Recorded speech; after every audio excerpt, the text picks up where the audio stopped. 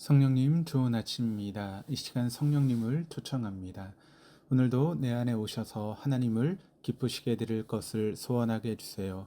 오늘 말씀을 통해 구체적으로 무엇을 해야 할지를 깨닫게 해주세요. 깨달은 것을 삶 속에서 실천할 수 있도록 도와주세요. 아멘. 오늘 함께 나누실 하나님 말씀은 고린도전서 4장 14절에서 21절까지 말씀입니다. 고린도 교회는 바울이 2차 전도 여행 기간 중 약 1년 6개월 동안 머물면서 세운 교회였으며 당시 로마 제국에서 네 번째로 큰 도시로서 거대한 상업 도시였기에 인구도 많았고 또 도덕적으로, 사회적으로, 종교적으로 수많은 문제들을 내포하고 있는 교회였습니다. 사도 바울은 고린도 교회에 내재된 수많은 문제들에 대해 성경적인 가르침을 전달하면서 편지를 쓰는 이유를 이렇게 밝히고 있습니다. 14절입니다. 내가 너희를 부끄럽게 하려고 이것을 쓰는 것이 아니라 오직 너희를 내 사랑하는 자녀같이 권하려 하는 것이라. 편지를 쓰는 목적이 고린도 교회의 문제를 부각시키므로 부끄럽게 하려는 것이 아니라 사랑하는 자녀같이 권하기 위해서 썼다라고 언급했습니다. 고린도 교회 편지를 쓰는 사도 바울의 마음은 사랑으로 가득했습니다. 베드로전서 4장 8절에서 사랑은 허다한 죄를 덮어준다라고 말씀하고 있습니다. 그런데 사도 바울은 고린도 교회 성도들의 죄를 그냥 덮어버린 게 아니라 드러내어서 바로잡아주고 있습니다. 때때로 사랑은 죄를 문제 삼지 않고 덮어버리는 것일 수도 있지만 드러내어서 바로잡아주는 것일 수도 있습니다. 중요한 것은 사랑의 마음이 전제되어야 한다라고 하는 사실입니다. 만일 사랑하는 마음이 없이 죄를 그냥 덮어버린다거나 죄를 만천하에 드러내는 것은 성경이 말씀하는 참된 가르침이 될 수 없다는 사실입니다. 잘못을 드러내므로 교육할 수도 있고 잘못을 감춤으로써 교육을 할 수도 있습니다. 중요한 것은 잘못을 드러내느냐 감추느냐가 아니라 그 가르치는 사람의 마음이 사랑으로 충만한가에 있습니다. 많은 분들이 정의를 외칩니다. 죄 지적하기를 좋아합니다. 문제의식을 가지고 잘못된 것을 바로 잡으려고 합니다. 이 모든 행위들이 옳은 일일 수도 있습니다. 하지만 이 모든 행위의 출발이 사랑하는 마음 없이 시작되었다면 15절에서 사도 바울이 언급한 1만 스승 중 한 사람일 수는 있으나 참된 아버지가 될 수는 없습니다. 15절입니다. 그리스도 안에서 1만 승이 있으되 아버지는 많지 아니하니 그리스도 예수 안에서 내가 복음으로써 너희를 낳았음이라. 1만 스승은 있으되 아버지는 많지 않다고 했습니다. 스승과 아버지의 차이는 무엇입니까? 스승은 철저하게 대가를 위해서 일하는 사람입니다. 대가를 요구하면 자기 유익을 위해서 일한다라고 하는 말입니다. 고린도 교회에 스승이 많았습니다. 그런데 스승이 많다라고 하는 것은 자기 유익을 위해서 일하는 사람이 많을 뿐 아버지의 심정으로 교육하는 사람은 없었다라고 하는 의미입니다. 그렇다면 아버지는 누구입니까? 세상에는 자식들에게 상처를 주고 걸림돌이 되는 이도 많지만 성경이 말씀하는 참된 아버지는 자식을 위해서 헌신하는 사람입니다. 참된 아버지는 자녀에게 이렇게 말할 수 있습니다. 16절입니다. 그러므로 내가 너희에게 권하노니 너희는 나를 본받는 자가 되라. 나를 본받는 자가 되라는 표현은 사도 바울이 자기 스스로를 높이는 교만한 표현이 아니라 자신이 주님을 닮기 위해 애쓰고 노력한 그 모습을 본받으라라고 하는 말씀입니다.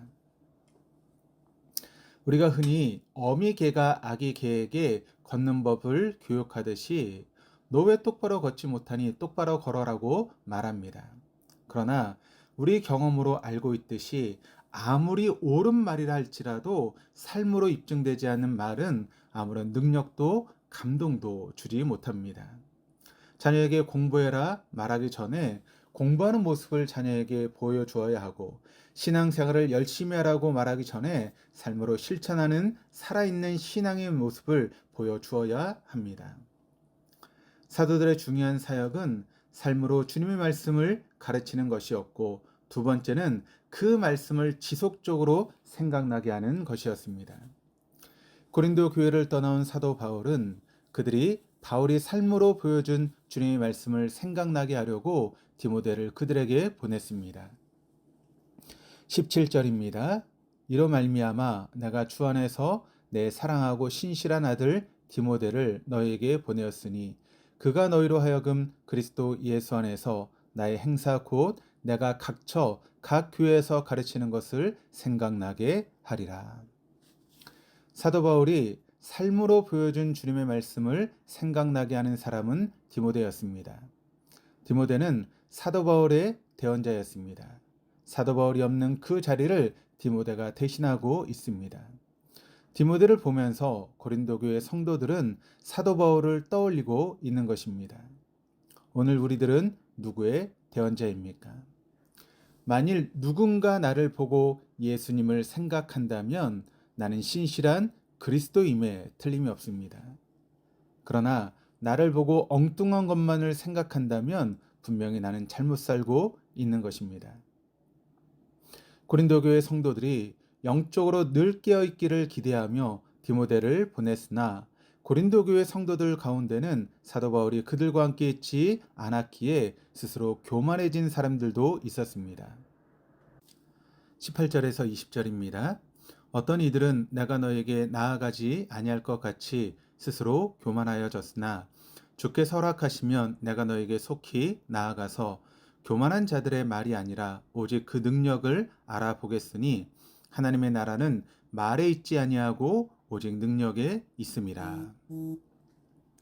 사도 바울이 안 보인다고 교만하게 행동하는 고린도 교회 성도들에게 언제고 주님이 허락하시면 그들에게 갈 수 있음을 기억하라고 말합니다.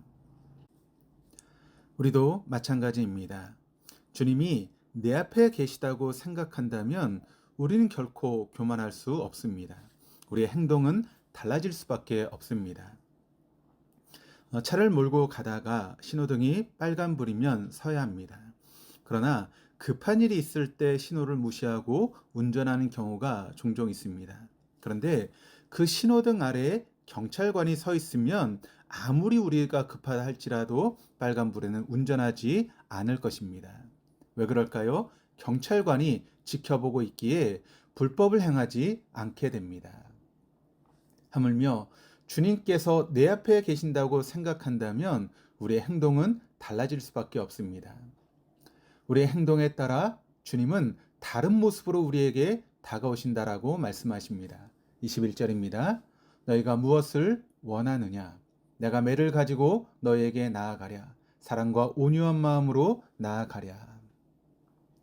주님께서 우리에게 매를 가지고 오실 수도 있고 사랑과 온유한 마음으로 오실 수도 있습니다. 그것은 우리의 행동에 따라 달라질 수 있습니다. 지금 우리에게 주님은 어떤 분이십니까? 매를 가지고 오시는 분이십니까? 사랑과 온유한 마음으로 다가오시는 분이십니까? 만일 우리가 지금 고난을 당하고 있는데 내 죄로 인함입니까? 아니면 주님의 말씀대로 실천하기에 당하는 고난입니까? 만일 내 정욕대로 살다가 당하는 고난이라면 나에게 아무런 유익이 없을 것이지만 진리의 길을 걸어가기에 당하는 고난이라면 그 고난은 축복입니다. 고린도 교회 성도들에게 임한 분란은 행함이 없는 말, 한순간 공기의 진동으로 끝나버리고 마는 말 때문에 일어났습니다. 그런 고린도 교회 성도들에게 사도 바울은 하나님 나라는 말에 있는 게 아니라 능력이 있다라고 선포합니다. 오늘 우리 입술을 통해 나오는 말들이 한순간의 공기의 진동으로 끝나버리는 것입니까? 아니면 2000년이 지난 오늘까지도 능력으로 살아 역사하는 사도 바울의 말씀처럼 능력의 말씀입니까? 오늘 하루 누군가를 가르치기 원한다면 먼저 그 누군가를 사랑하는 마음으로 충만하게 해달라고 기도하십시오. 충분히 그를 사랑하는 마음이 준비되었을 때 그제야 비로소 일만 스승이 아니라 참된 아버지로 다가갈 수 있음을 기억하시기를 주님의 이름으로 축원합니다. 기도하시겠습니다. 하나님 아버지, 하나님의 나라는 말에 있는 게 아니라 능력에 있음을 일깨워 주셔서 감사합니다. 거창하고 화려한 미사오구가 중요한 게 아니라 우리의 삶에 주님의 말씀이 살아 역사할 때 비로소 그 말씀이 능력이 됨을 깨닫게 해 주옵소서. 말씀대로 사는 것은 나 자신을 위한 일이요 우리 인생을 극대화하는 것임을 늘 잊지 않게 해 주옵소서. 오늘 하루가 말씀이 삶이 되는 날이 되게 하시고 삶으로 보여주는 참된 아버지로 살아가게 해 주옵소서. 감사드리며 예수 그리스도 이름으로 기도드립니다. 아멘.